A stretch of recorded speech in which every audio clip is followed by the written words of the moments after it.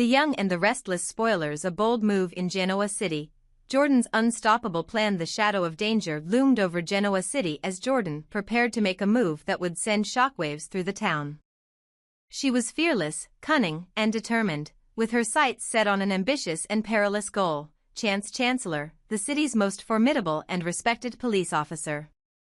Taking him down was no small feat. Chance was known for his sharp instincts, unshakable resolve, and an uncanny ability to stay one step ahead of even the most devious criminals. But Jordan was no ordinary adversary. The setup. Under the cover of darkness, Jordan positioned herself behind the heavy oak door of Chance's office. Her disguise was meticulous, her every move calculated to remain invisible to even the most discerning eye. She had spent weeks studying his patterns, observing his strengths and weaknesses. Tonight, she would put her plan into action. Chance entered the room, his demeanor calm yet focused. It was another long night on the job, and the weight of Genoa City's safety rested squarely on his shoulders. Little did he know, danger lurked mere feet away. Jordan's patience was unrelenting. She waited for the precise moment, Chance turning his back, his focus momentarily shifting to the stack of reports on his desk. In a flash, she struck, delivering a swift and calculated blow that sent him crumpling to the ground, unconscious. The sight was chilling, the town's protector brought to his knees by an enemy he didn't see coming. But for Jordan, this was only the beginning. The basement prison. Chance awoke groggily in an unfamiliar setting. The cold, damp air of the basement was suffocating, the dim light casting eerie shadows on the stone walls. Across the room, Sharon Newman, a familiar face in Genoa City, sat huddled in the corner. Her expression was a mix of relief and fear, relief at seeing Chance, but fear for what Jordan might do next. Sharon had been Jordan's prisoner for days, perhaps weeks, enduring the psychological torment of isolation. She had almost lost hope, but seeing Chance, even in his weakened state, reignited a flicker of resilience within her. Jordan entered the room, her presence commanding and menacing. She carried a tray of food, which she tossed unceremoniously onto the table. "Eat," she barked, her tone cold and dismissive. "You'll need your strength. Both of you." It was clear Jordan had no intention of ending her reign of terror anytime soon. "Sharon," she added, with a cruel smile, "you'll take care of him when he wakes up. Do a good job, or you'll regret it." The motive. Why would Jordan risk everything to kidnap a police officer, let alone the town's top investigator? The answer lay in her twisted logic. She wasn't afraid of the law, she saw it as an obstacle to her greater ambitions. In her mind, eliminating Chance meant eliminating the biggest threat to her plans, and by extension, to Victor Newman, a man whose influence and power made him a constant thorn in her side. Jordan's hatred for Victor burned brightly, fueling her every decision. Victor's wealth and control over Genoa City had left a trail of enemies in his wake, but Jordan's grudge was personal. She believed he had wronged her, though the specifics of her vendetta were known only to her. By targeting Chance, Victor's most trusted ally in law enforcement, she aimed to cripple his empire, leaving him vulnerable. The unpredictable fallout. However, Jordan's confidence bordered on recklessness. Chance wasn't just any cop, he was a man with deep connections, unwavering determination, and a reputation for outsmarting even the most dangerous criminals. His absence would not go unnoticed. Genoa City's residents, particularly those close to Chance and Sharon, would stop at nothing to find them. Sharon, though terrified, began to piece together her own plan for escape. She knew that Chance's survival depended on her ability to outwit Jordan, a nearly impossible task given the woman's ruthlessness. But Sharon had endured her fair share of struggles in life and had no intention of giving up now. Meanwhile, Jordan's confidence began to show cracks. Despite her bravado, the enormity of her actions weighed heavily on her. Could she really pull this off? Could she eliminate the city's most powerful detective and get away with it? Deep down, she knew that every moment Chance remained alive was a ticking time bomb.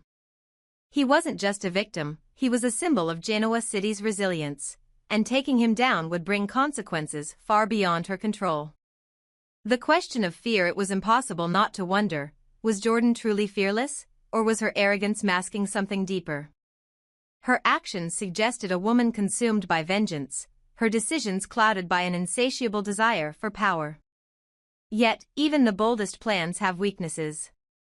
Jordan's inability to fully anticipate the fallout of her actions hinted at a fatal flaw, one that could ultimately lead to her undoing. For now, though, Jordan reveled in her perceived victory. She had done the unthinkable, neutralized Genoa City's greatest protector and dragged him into the depths of her twisted game. But the storm brewing on the horizon promised a reckoning that even Jordan might not survive. What's next? As Chance began to stir in his makeshift prison, a sense of determination flickered in his eyes. He wasn't defeated, far from it. With Sharon by his side and the unwavering support of those searching for him above ground, Chance knew that his fight wasn't over. Jordan had made a grave mistake. She underestimated the resilience of those she sought to destroy. In the end, the question remained, how far was Jordan willing to go to achieve her goals? And more importantly, was Genoa City prepared for the chaos that would inevitably follow? The game was far from over, and in Genoa City, nothing stays hidden for long. Chance's awakening, a battle for freedom. When Chance Chancellor opened his eyes, he was greeted by the grim reality of his situation. The room was dimly lit, the air thick with the smell of damp concrete, and his body ached from the ambush. His arms were tightly bound by cold, heavy chains, and across the room, he saw Sharon Newman, her face pale and filled with worry. "Sharon," Chance muttered, his voice hoarse but sharp with determination. "What's going on? Who did this?" "It's Jordan," Sharon said, her voice trembling. "She's the one behind all of this. Chance, we need to get out of here, fast. She's dangerous." Chance's jaw tightened. The very idea that Jordan, a woman who had already caused so much chaos, had managed to capture him filled him with anger. But he was also a professional. Anger wouldn't get him or Sharon out of this mess, strategy would. He scanned the room, noting the reinforced walls and the solid steel door. Jordan hadn't been careless. This basement was a fortress. The chains around his wrists and ankles only added to the difficulty. "Jordan's gone to a lot of trouble," Chance said, his voice calmer now. "But she doesn't know me very well if she thinks this is enough to stop me." Sharon looked skeptical but hopeful. "This place, it's solid, Chance. She's thought of everything. I don't see how we're going to get out." Chance gave her a determined look. "There's always a way." A plan begins to form. Chance began testing the chains that bound him, tugging and twisting to gauge their strength. It didn't take long for him to confirm what Sharon had said. Jordan had chosen well. The chains were thick, and the bolts securing them to the wall were solid. But he wasn't discouraged. As a police officer, Chance had been trained to find weaknesses in seemingly impossible situations. "Sharon," he said, his voice low but firm. "We're going to work together on this. I need you to tell me everything you've seen since you've been here. Every detail, no matter how small." Sharon nodded, grateful for the sense of purpose Chance brought to their dire circumstances. "She comes down once a day," Sharon said. "She brings food, barely enough to keep us alive, and checks the locks on the chains. She hasn't said much, but I overheard her talking to someone on the phone. She's planning something bigger, Chance. I think she wants to eliminate anyone who could stop her." Chance processed the information quickly. Jordan was bold, but her overconfidence could be her undoing. "Does she ever leave the door open? Does she carry keys with her?" "She's careful," Sharon replied. "She keeps the keys on her at all times, and she never lets the door out of her sight when she's here. But she's not perfect. Sometimes she's distracted. She's always in a hurry." "That's good," Chance said, a faint smile playing on his lips. "Distraction is something we can use. The first step, Trust. Sharon watched as Chance began shifting his body, using his strength to test the limits of the chains. Chance, what are you doing? You're going to hurt yourself. Chance shook his head.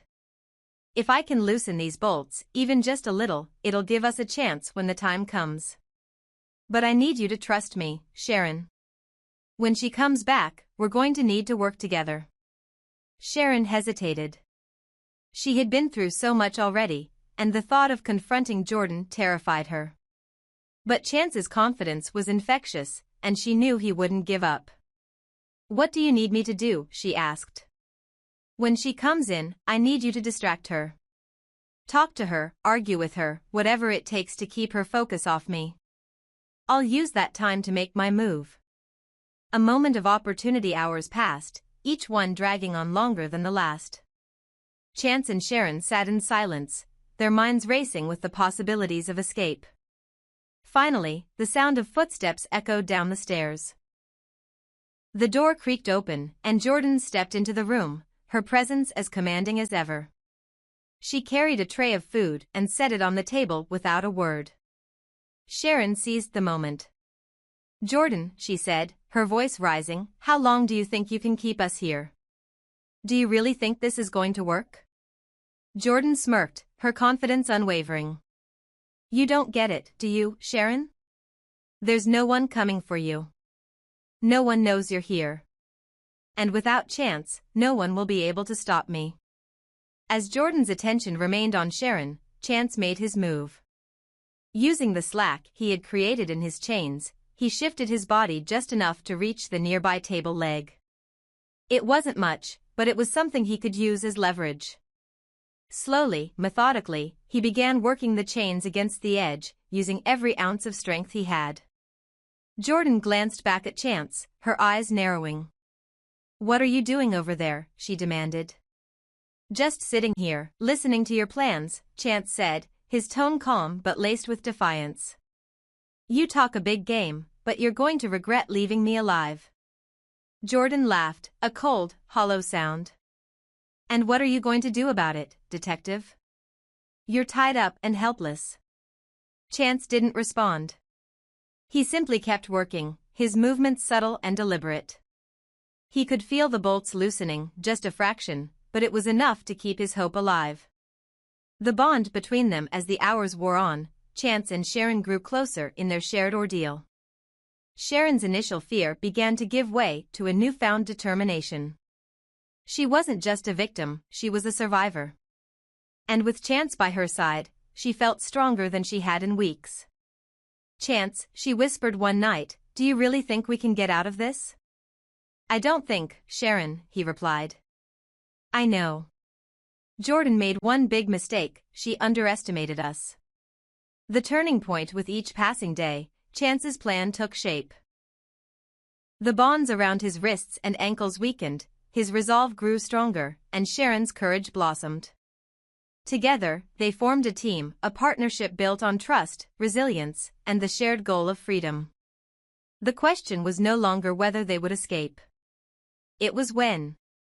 And when that moment came, Jordan would learn that even her most calculated plans couldn't hold back the determination of two people fighting for their lives.